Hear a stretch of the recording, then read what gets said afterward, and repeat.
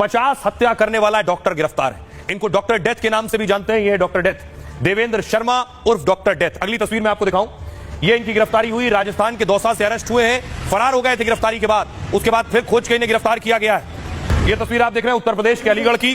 Doctor death Aligarh के ही रहने वाले हैं। अब आपको बताऊं इनको डॉक्टर डेथ क्यों कहा जा रहा है, क्या किया है इन्होंने दरअसल, और इनके कारनामे सुनेंगे इतने खतरनाक कि रूह कांप जाए। ये जो मगरमच्छ आप इधर देख रहे हैं बेवजह नहीं है। डॉक्टर डेथ का क्या करते थे मगरमच्छ से मैं आपको बताऊं। दिल्ली पुलिस ने डॉक्टर डेथ को गिरफ्तार किया है। दिल्ली पुलिस ने राजस्थान के दौसा से इन्हें अरेस्ट किया है। डॉक्टर डेथ का असली नाम देवेंद्र शर्मा है।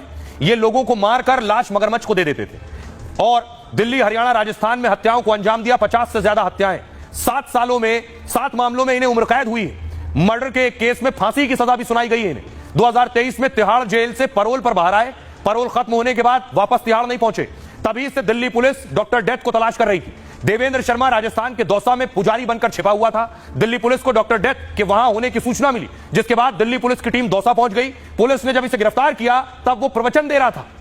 देवेंद्र शर्मा यूपी का, अलीगढ़ का रहने वाला है और पटना से बीएमएस आयुर्वेदिक डॉक्टर की पढ़ाई की। डॉक्टरी ज्यादा नहीं चली तो 1992 में राजस्थान चला गया, जहां अवैध किडनी ट्रांसप्लांट का रैकेट चलाने लगा। 125 से ज्यादा किडनी ट्रांसप्लांट करवाए। इस मामले में गिरफ्तारी के बाद इसने ट्रांसप्लांट की बात मानी। देवेंद्र शर्मा पैसे के लिए टैक्सी ड्राइवर को निशाना बनाता था, टैक्सी बुक करता था, फिर ड्राइवर की हत्या कर देता था। शव को यूपी के कासगंज की नहर में फेंक देता था और हजारा नहर में काफी ज्यादा मगरमच्छ पाए जाते हैं, ये इसे पता था। पल भर में शव का नामो निशान या मगरमच्छ मिटा देते थे। इससे पुलिस को कोई सुराग नहीं मिल पाता था। उसके बाद टैक्सी को ब्लैक मार्केट में बेच देता था। पुलिस का कहना है देवेंद्र शर्मा ने 50 से ज्यादा हत्याएं की हैं। एक डॉक्टर धीरे धीरे सीरियल किलर बन गया, इसलिए देवेंद्र शर्मा का नाम डॉक्टर डेथ पड़ गया। आज की एक और बड़ी खबर है, बात करेंगे वक्फ की। वक्फ पर सुप्रीम कोर्ट में सुनवाई चल रही है। कानून बनने के बाद सुप्रीम कोर्ट में चुनौती दी गई, सुप्रीम कोर्ट में आज सुनवाई हुई। अगली तस्वीर में आपको दिखाऊं, सरकार की तरफ से तुषार मेहता और वक्फ की तरफ से कपिल सिब्बल और अभिषेक मनु सिंघवी कोर्ट में दलीलें रख रहे हैं। देखिए 2 दिन की सुनवाई हुई है, कल और आज की सुनवाई में क्या हुआ। नए वक्फ कानून पर सुप्रीम कोर्ट में फिर से सुनवाई शुरू हो गई है और सीजीआई गवई, जस्टिस मसीह, जस्टिस चंद्रन की बेंच सुनवाई कर रही है और सरकार की ओर से सॉलिसिटर जनरल तुषार मेहता पक्ष रख रहे हैं। विरोध में कपिल सिब्बल, अभिषेक मनु सिंघवी दलील पेश कर रहे हैं। कपिल सिब्बल और तुषार मेहता में जोरदार बहस चली है। अदालत ने कड़ी टिप्पणी की है लेकिन कोई आदेश पारित नहीं किया। कहा जब तक केस मजबूत नहीं होगा हम कोई दखल नहीं देंगे। अब कल भी सुप्रीम कोर्ट में मामले की सुनवाई जारी रहेगी। लेकिन देखिए क्या हुआ अब तक। कल कपिल सिब्बल साहब ने दलील दी, पूरे वक्फ बोर्ड और वक्फ संपत्ति पर अतिक्रमण का मुद्दा है। ये नया कानून बनाया तो वक्फ की सुरक्षा के मकसद से है, लेकिन असल में यह वक्फ संपत्तियों पर कब्जे का प्रयास है। मतलब बिना रिकॉर्ड के कोई संपत्ति लंबे वक्त से वक्फ संपत्ति रही, वक्फ बाय यूजर हटा दिया गया है, जो सही नहीं है।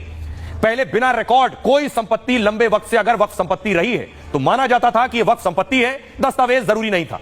यह गलत है कि केवल वही वक्फ बाय यूजर रहेगा जो रजिस्टर्ड है। वक्फ संपत्ति पर रजिस्ट्रेशन पहले भी जरूरी था, लेकिन रजिस्ट्रेशन ना होने पर कोई दंड या नतीजा तय नहीं था। नए कानून में वक्फ के लिए 5 साल से मुस्लिम धर्म में होना जरूरी है। कपिल सिब्बल ने कहा लेकिन मैं सरकार को क्या दिखाऊं कि मैं मुसलमान हूं, इसका फैसला कौन करेगा कि मैं 5 साल से मुस्लिम धर्म में हूं और मैं तभी अपनी संपत्ति वक्फ कर सकता हूं।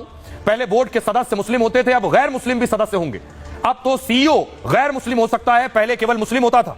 संविधान में धार्मिक मामलों के प्रबंधन की स्वतंत्रता का जिक्र है और सरकार इस कानून के जरिए संविधान का उल्लंघन कर रही है। सरकार अपनी प्रक्रिया खुद तय करती है और विवाद बढ़ाती है। आज दलील दी सॉलिसिटर जनरल तुषार मेहता ने। उन्होंने कहा 1923, 1954, 1995 के प्रावधानों में कई कमियां हैं।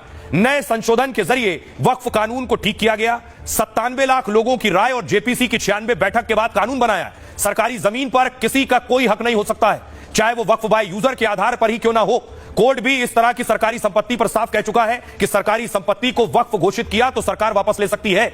वक्फ का इस्लाम में जिक्र है, लेकिन इस्लाम का अनिवार्य हिस्सा नहीं है। जैसे हिंदुओं में दान और ईसाई में चैरिटी, वैसे ही मुस्लिमों में वक्फ है। लेकिन कोई मुस्लिम वक्फ नहीं करता तो क्या वो मुस्लिम नहीं रहेगा? याचिकाकर्ता पूरे मुस्लिम समुदाय का प्रतिनिधित्व नहीं करते हैं। जो लोग इस नए वक्फ कानून को चुनौती दे रहे हैं उन्हें साबित करना होगा कि यह मौलिक अधिकारों का उल्लंघन करता है। नए वक्फ कानून पर झूठी कहानियां फैलाई जा रही हैं। सरकार हर भ्रम और सवाल का पूरा जवाब देगी।